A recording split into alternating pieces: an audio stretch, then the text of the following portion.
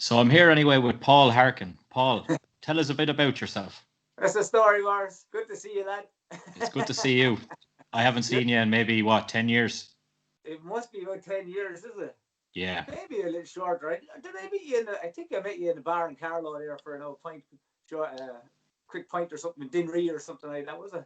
Yeah, but that was a long time ago. Was it? Jesus, man. That was probably, I don't know, it could have been 10 years ago. Yeah, probably, yeah, at least.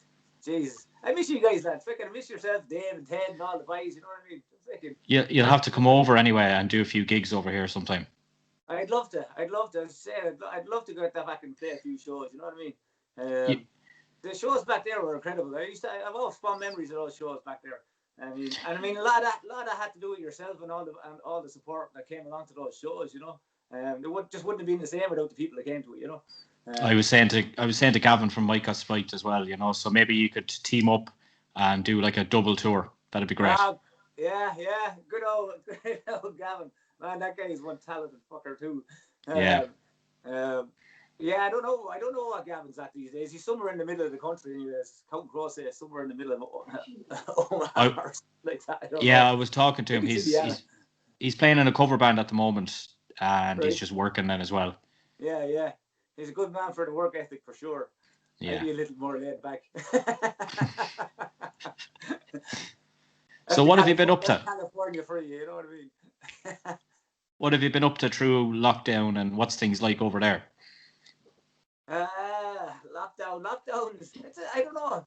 I mean, we're obviously taking it serious. Where I'm working anyway, we're taking it serious. But try not let it get to us. Just trying to do your daily thing. You know what I mean? Keep away from large crowds and whatnot. Obviously, it's more the smaller businesses that are taking a hit, and it's sad to see. You know, I see all these big corporate companies still up and running and going, but I mean, if the case is to try and flatten this curve and all that kind of stuff, you would think they close down the bigger places that are drawing in bigger crowds and stuff. But I don't know. One man's opinion. What can you do? So it's kind of like it is over here then at the moment. It sounds like you guys are a lot more stricter. I mean, I heard like you had like a 5 kilometer radius kind of and we have a curfew just went in last week for 10 o'clock and all that kind of stuff. But again, it's not really being strictly enforced. Are the bars open? Are the bars open? I think they're open. You're allowed on the outside to have like outside shelters or whatever else, and they're allowed. But I think they might be closing those as well. What day is today? Wednesday. They could be closing again today. So I think they might be just takeout. You know. I don't spend too much time in the bars anymore like I used to. What fun memories have you got from gigs over here? The fun memories. Oh Jesus! I just remember the electricity in the crack. You know what I mean? It was always a pleasure playing with like the likes of yourselves. And you had a band as well at one stage. Yeah, you were. Done a bit like. Yeah, but just good shows, and you set up a few of them, I believe, and just good people. You know, just great old energy. And I mean, the band is only as good as the people in front of them. And the people in front of us, like yourself and the people who came along to our shows, they're just bang on, just sound down to earth people, love music as much as we did, you know. And the crew that we were playing with, we had a good old time around just playing music, man. I think the best times were just writing songs, you know what I mean, where we were just proud of some good songs. We were just like, damn, he's got some energy, and then getting out there and trying them out and seeing what it was like.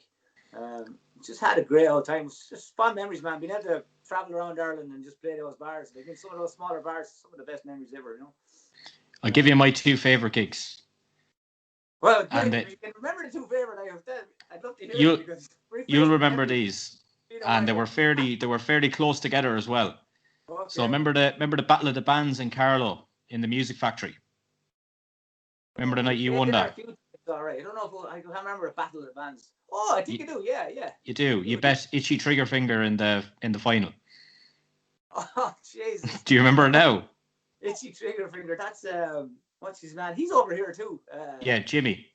Jimmy. Yeah. Sound bollocks. Yeah. He wasn't too happy that night. Was he? No. Another talented guy, man. That guy could do it all as well. Jeez, he's a badass on the guitar. He had the image. He had the songs, and just I always respected that guy because he was kind of like a one-man band in a way. He was the driving force of everything, and he has a lot of heart, you know. And he went out there and did it. In fairness, for those kind of shows, he was running an uphill battle because I mean that was our home territory. So I mean, if we played Kilkenny where he was originally from, I'm sure we would have got wiped off the floor. That's just the way the bands go. I lost track of that guy for a long time, and then he popped up on the map over here. I know he was playing with some French band or something like that, some hardcore stuff, but I never really followed what was going on. But he seems to be doing all right, taking care of himself. I think he's in Hollywood right now. I've been meaning to give him a shout, actually. He's like a sound out fucker. Yeah. And then about, I don't know, was it maybe only 2 or 3 months later, Port Arlington, Battle of the Bands, another W. Do you remember that night? Port Arlington. So we got a good old big check for that one, is he? Yeah. Yeah, and I remember everybody singing along to the tunes. That was a great old time. But I mean, the energy of that was just fantastic, just because of the people in the crowd. And that's hats off to the likes of yourselves and the rest of them, you know. We weren't going to leave there without you winning. Yeah, I well believe it. Yeah. I think there was a bus hired for that day too. We freaking brought with us. There was a bus hired, and I think was that the night? No, that was a different night. I won't get into that one. But the night you had to bring me home. The night I had to bring you home. Yeah, do you remember that? No. When I said that I got my drink spiked. You don't remember that night? Happened me and Dave. And Dave as well. And then Dave pissed on Cliff. Oh, jeez. I thought we were going to get into it. Yeah. I don't remember that at all. Oh, geez. You had to drive me from Castledermot anyway back to Kilkenny that night. Because I was in a rag order and I didn't even have that much to drink. Like, I don't know what happened. No way. Yeah. Jesus, I don't remember that at all. I think I can do one to be able to remember. I think that was Cliff's 21st. Oh, shit. That was at his house then, wasn't it? Yeah, it was in a pub and then at his house. That's right. Good old times. Yeah. Yeah. We had a big scoop. Yeah, I missed those crack. Just why you crack with good people, you know what I mean? You can't beat it. And speaking of Cliff and the lads, how did you form Jekyl? That is Kavan now. How did that come about? And was that your first band? Oh, Jesus. All right. It wasn't the first band. Well, I guess it was the first.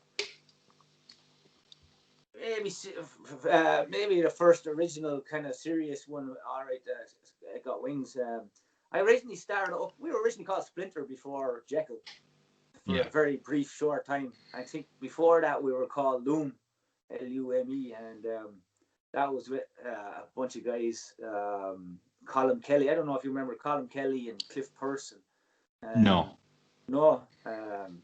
Tom Manley. They were all from Athy. Big, talented guys as well. I think Colin's still playing. He lives in Portugal now. And Tom, the drummer.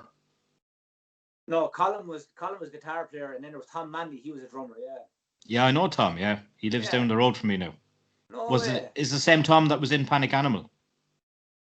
He might have been for a brief period, all right. Yeah. He's a cabinet maker. Yeah, that's him. Yeah, that's the man. Yeah. First guy I ever seen when I came across the double bass. He had the big two kick drums in front of the drums. Loved it. You know what I mean? I was like, yeah, this is metal right here. He's a sound guy. Yeah, and I went through something like that for a while. I mean, we did the cover stuff. I don't know if you remember us doing all the cover stuff for years. That was fun, you know. And then I guess one thing led to another, and I guess I just had a burning sensation just this feeling to do original stuff, you know. And at the time we were flying with the cover stuff and we're doing all right, you know, and having good times getting paid. But part of me was just I wanted to try originals,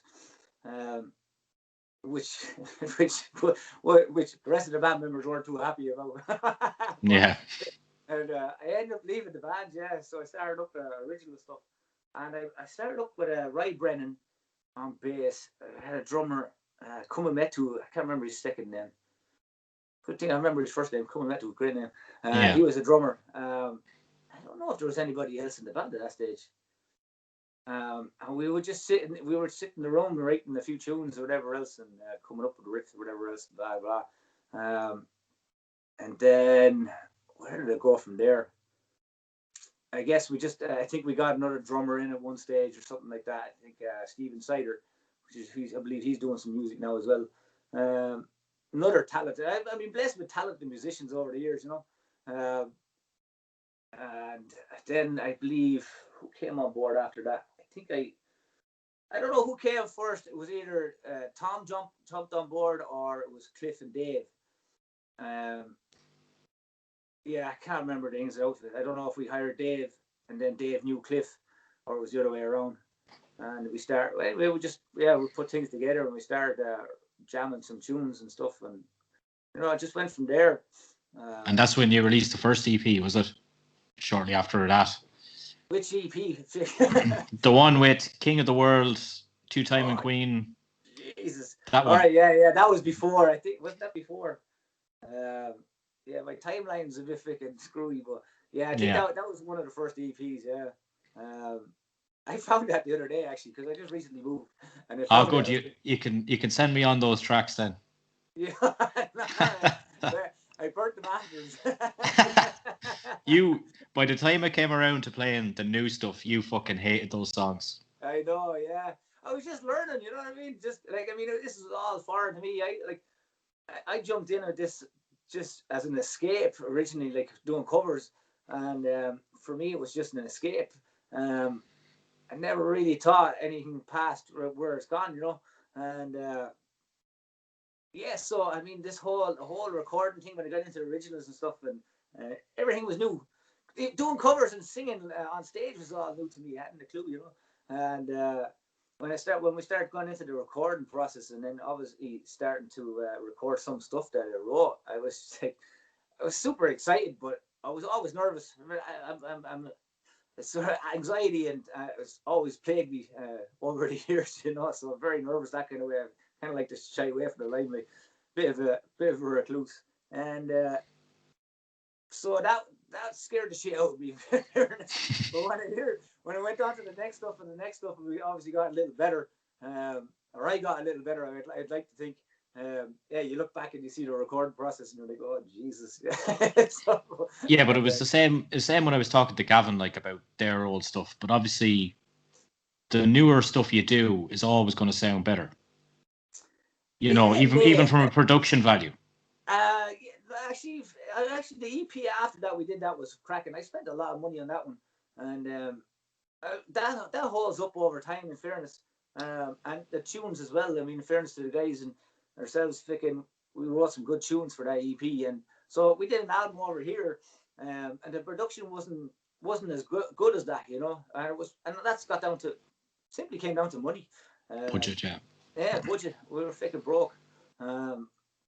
So I always look back with that EP. I always look back. There's probably if you look back to that EP with what's on that one? Jeez, you could be able to tell me. I can't even freaking remember. The later one, Life, the Crow.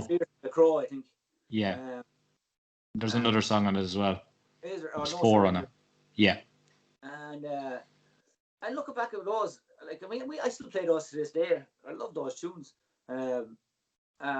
And I see the production on them, and there's very little. I look back at those tunes, there's very little I'd like to tweak on those. You know, I always, no matter what I record, I always look back and go, Jesus, I wish I had done better on the vocals. Just being self-critical, because I live for live music. So recording, as I said, is not my forte. So yeah, I mean the album was good, but I'd say it's 75% of the way there. If I had like extra time and money to put in what I wanted to do with that, I think we would have came out with a really strong album. I'm still happy with it. It's some good tunes in there, but yeah, I'd like to polish it off, you know. And never really got the opportunity that we ran into some problems with the engineer at the end of it, but so we ended up bringing it to a different engineer, and we lost a lot of the sound bites and stuff like that and whatever. And we just we were playing kind of catch up, but we at the end of it, we were happy and proud of it. You know, some good cracking tunes in there. But the EP, that still holds its own. I don't look back and say, Jesus, I wish I could have done better on that one. I think. Where did you get that one recorded? The EP. Yeah. We did that. Actually, that was some of that was done in a home recording, so it was a mobile recording studio. I think it was K Recordings was the guy who was running it. What's his name? I'm chasing them off with the names. Can't remember anyway. But yeah, he would come to our house because again, that had a lot to do with we didn't like the studio, particularly me. I didn't like the studio, but we wanted more of we were trying to capture that more of a live sound, more analog rather than digital, you know. Yeah. And we figured that we'd be more home and comfortable bringing the studio to us. And this guy offered his business to do that, you know, that he was in the business to do that.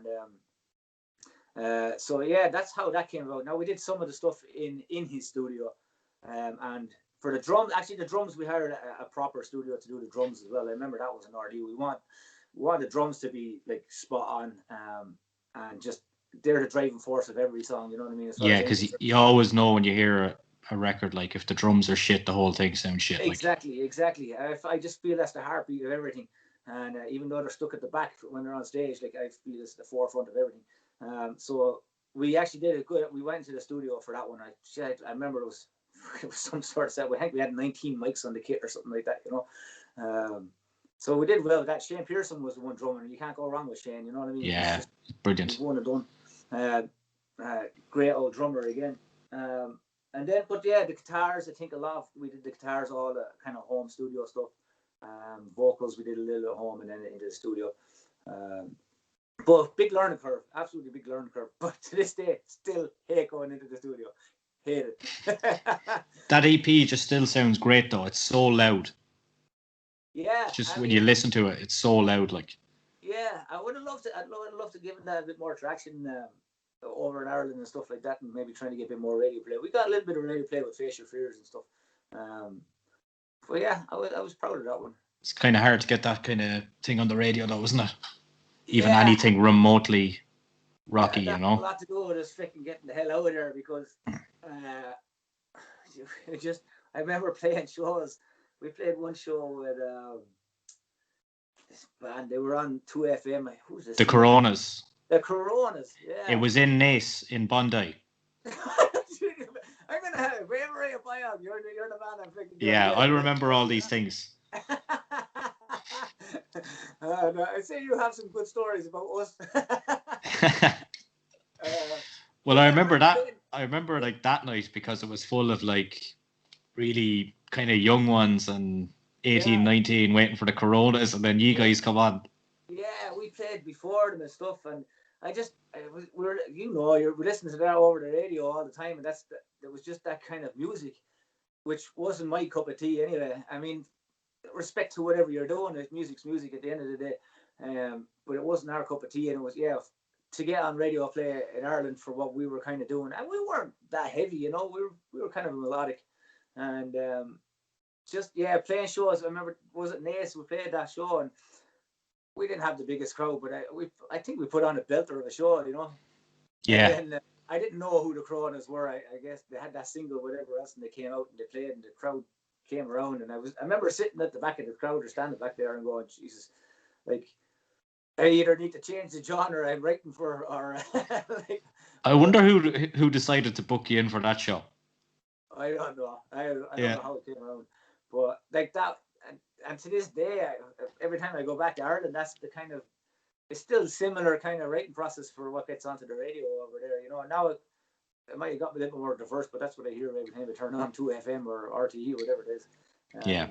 Well, that's just the way it goes, you know.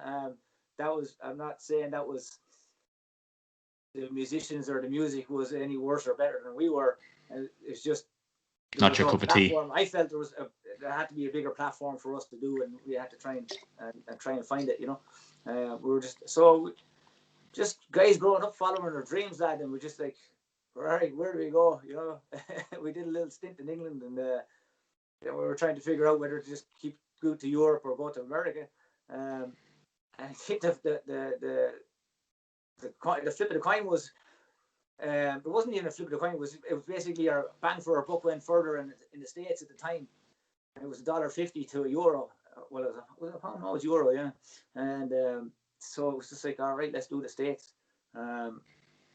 Whether that was a good choice or bad choice for the band, no idea. I mean, the stories and the memories, you can't never pass up, you know. But if you don't try these things, you just never know. And I think that was the biggest thing for me anyway. was no regrets. I didn't want to. I remember I was working for a No surrender. No surrender. Yeah, I was working at a pharmaceutical company doing 12-hour shifts, and I remember the day where I just made the decision, and I turned around. I was suiting up for work, and I turned around, and there was an older guy there, an older gentleman, grey hair, and he was suiting up as well. It was like 12 o'clock at night, and I was like, Jesus Christ, like that's me if I don't get the hell out of here, you know. Again, nothing wrong with it, but just there was something in my heart where it's just like there's more, there has to be more, you know what I mean, and I needed to fill that space, you know, and so yeah, that was the turning point where it's like, right, let's go somewhere, let's do something, and give up, because I gave it up, I gave it all up, my house, my car, my job, fucking the whole lot. I was in a good position, you know, financially. So to come over to the States and be broke as fuck, the stress, I wouldn't wish it on anybody. You know, but no regrets. You know, there's always going to be regrets, but like when you look back, but the decision to move and try it, absolutely no regrets whatsoever. Yeah, none. I mean, in this day, you have to make a decision and you have to live for it. You live with it, you know, no matter whether it turns out good, bad, or indifferent. That's what taking chances are, you know. And like freaking, you don't know. You have to fail to succeed. Yeah. So yeah, I mean, I can't tell you whether it was right or wrong. But at the time, I felt like, for sure, that's like something for me, it has to change, and I have to see it further, you know. And it's been a hell of a journey ever since. You're still standing anyway in the band. I'm still standing, yeah. I'm the only guy standing, but I'm sure if the boys want to jump back in, they'll be more than welcome. Yeah, we're going to get that tour in Ireland going with Mike Got Spiked. That tour back in Ireland, yeah. I mean, I don't know if I should have just hung up the gloves a long time ago, or I'm just hard-headed and stubborn. I can see it now, 2021, the vaccination tour. Yeah. Cheer them all out. I'm sure everyone's going to be using that. Yeah, I see what happens, huh? Well, yeah, you don't know. You see what happens. Kavan from Mike Got Spiked was saying that he was living with you lads for a while. You might have a few stories. That's right. What was that like? Yeah, we had some good times. Did you have a few drinks? There was a few beverages had, all right, over the time they were there. All right, yeah, they were out on the road actually at the time, and we were stationed in LA, in a place in Simi Valley where it was hotter than fucking. We had no AC. Yeah. And we were trying to figure out. I guess we were trying to figure out how we were going to survive and this, that, and the other. We got a hold of Mike Got Spiked and asked what their plans were, and it just turned out that it was that they were planning to set up in LA as well. I think they were on the verge of getting some sort of management deal sorted out and whatever else. So they were planning to set roots up in LA, and so yeah, they moved in with us for a while. And yeah, so I'm sure there's good stories. Can't remember half of them again, you know, or swore an oath never to say nothing. We'll get to the bottom of them someday. Yeah, maybe buy us now a drink or two. Maybe some of our memories will jog loose, you know. Yeah. Yeah, good times for sure. Again, I don't. The stress was right up there with the good times too, you know. Yeah. But maybe that's what made it so fucking fun. It balanced out. Yeah, indeed. You met some famous people over there, have you? Sure. You throw a stone anywhere in LA, you're about to hit somebody. Yeah, I mean, I've had the honor of going around the country too with a clothing sponsor, and we jumped onto the Uproar tour and that kind of stuff, and a few other festivals. And yeah, I got the bump shoulders with the likes of Avenged Sevenfold and Cedar and your band, I believe, Fozzy and. Fozzy, yeah. Got one of those guys on next week, actually. Oh yeah, brilliant. Yeah. So I mean, Bullet for My Valentine. They have been in the Playboy Mansion, the whole lot. You know what I mean? It's brilliant. It's great to see it and experience it, and definitely look back with fond memories of it all. But yeah, it's LA, lad. Freaking no matter where you spit, you know you're going to hit something. Good times though. Yeah. How did you end up in the international house band for the whiskey? Oh, we asked. Yeah. You don't ask, you don't get. Exactly. Yeah, we asked. Well, we were playing because we landed here. We were playing anything from 4 to 6, 7 shows a week. And yeah, we hit the pavement pretty hard. And we were starting to make a name of ourselves over here. And Hollywood in particular is a bit clicky, you know. You have your kind of sunset rock and roll kind of bands, and they have a particular sound and kind of sleaze rock kind of stuff. So when we came in, we were a little bit of a foreign entity for these guys, which we thrived on, you know. We love being underdogs. I love being an underdog. It gives me something to fight for, you know. I don't like being too comfortable I like being comfortable, but when it comes to stuff like that, and I like walking on that stage where people are like looking down at you, because it feels like I got something to prove. I just go out there and do what I do. And the Whiskey A Go Go, they took notice, you know. We got on well with the management there. And we asked to work out a deal or whatever else, and we became the international house band for the Whiskey A Go Go for a year, which I was proud to say. Like, I think was it the Rolling Stones or not the Rolling Stones? I don't know. It was a famous band anyway. It held the same record. Yeah. I can't remember the band. But yeah, I mean, honored to be able to do it, you know. Just good times.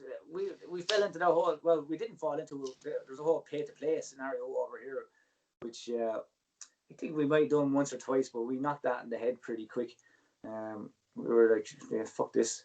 You know, it closes doors, but at the same time opens doors, because what that forced us to do was, or not forced us, but it caused us to look further afield. So we started getting more shows like in Orange County and San Bernardino and stuff like that. And this isn't from Kildare to Dublin kind of job, you know what I mean? Like, California's huge, it's massive. So there's other shows out there, and we realized that there was a lot more bands that were in sync to kind of what we were doing, had that passion and stuff like that, and just great musicians. And we met some, still to this day, I met some fantastic musicians out there. So yeah, I mean, Sunset was good, but I was happier to actually start playing outside of Hollywood, you know. Met some more genuine people, and not to say people are in Hollywood genuine, but there's definitely a fake aspect to it. Yeah.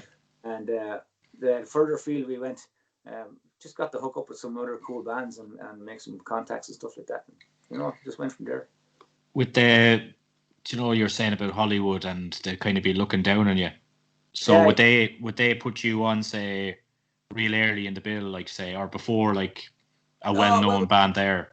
Yeah, well, it's not as if they look down at you. I guess I don't know if they're threatened by it or whatever else, but they see somebody new, you know, because a lot of them are so fucking full of themselves. They're just like, I'm the shit, and that's fucking it. You know what I mean? And they were hoping that there's no room for anybody else.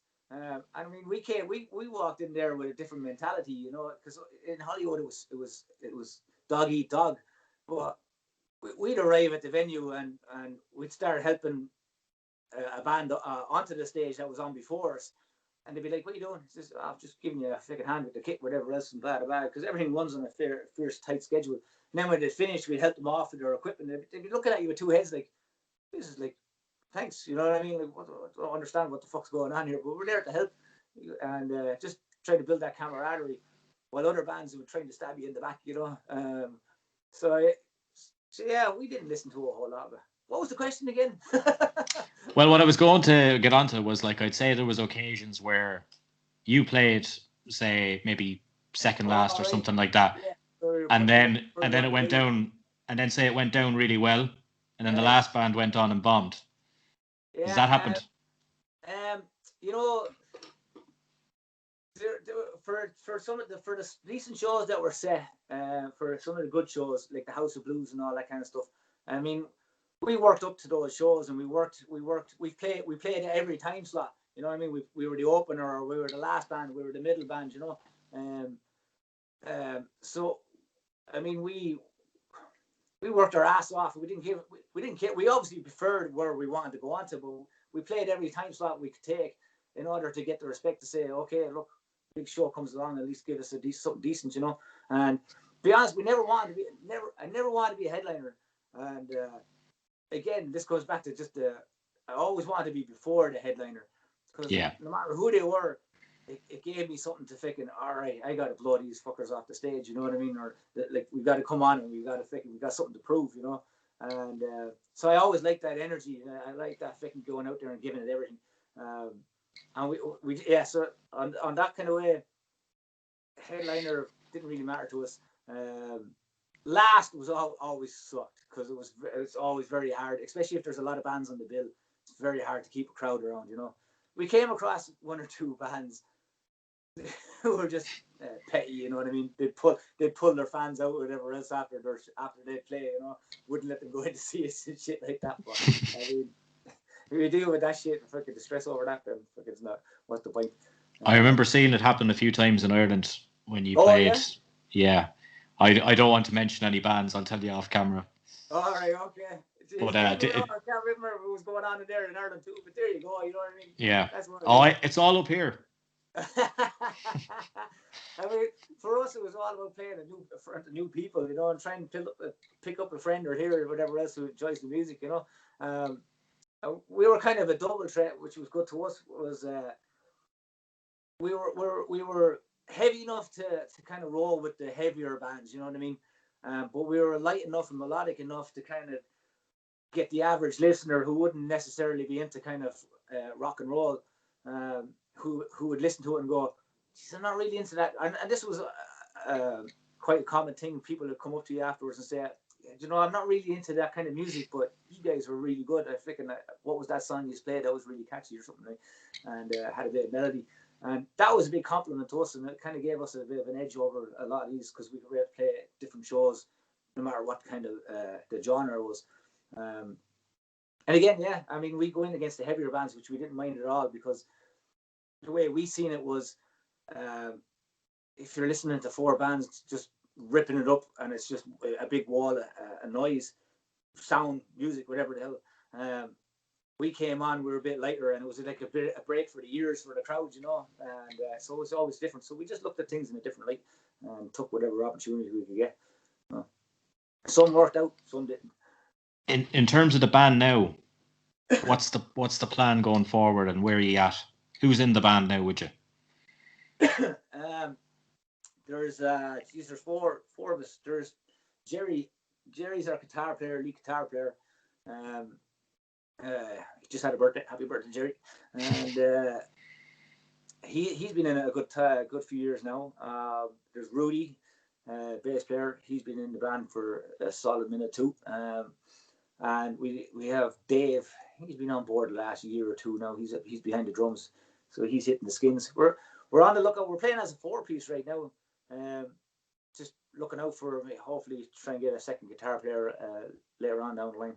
You would think, with the amount of musicians in this state, it'd be easy, but I've had such a turnaround of musicians over here. It's ridiculous, you know. There was a term that I came to know very well when I arrived here, was a flake. And as you and I know, a bar of chocolate. It's a nice bar as well.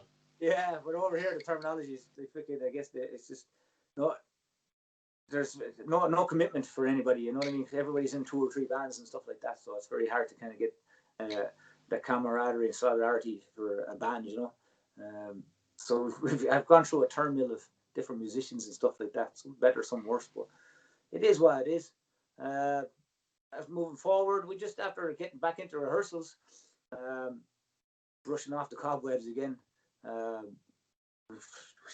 probably close to an album's worth of material there. Definitely, and some of those were older tracks actually we used to play. I dug those up and we're gonna maybe record a few of those. Very good.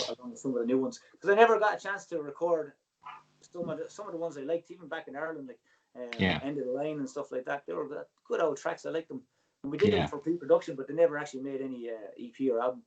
So End of the Line was a good one as well. Yeah, so I think we're gonna might throw those down, over whether we put it on as an album or we're just as singles or whatever else. But I want to record them anyway, so they're down and I can move on and just try some other stuff. Yeah. But that's it. It's like we're just back into the studio and rehearsing, having fun with it, you know. Right, so it was great chatting to you. Yeah, that was easy. Yeah, yeah, it was, wasn't it? And we'll see you for the vaccine tour 2021 with Bike Got Spike next year. Tour 2021, where we can kill or be killed, huh? Yeah. Cheers, man. All right, Morris. All the best, lad.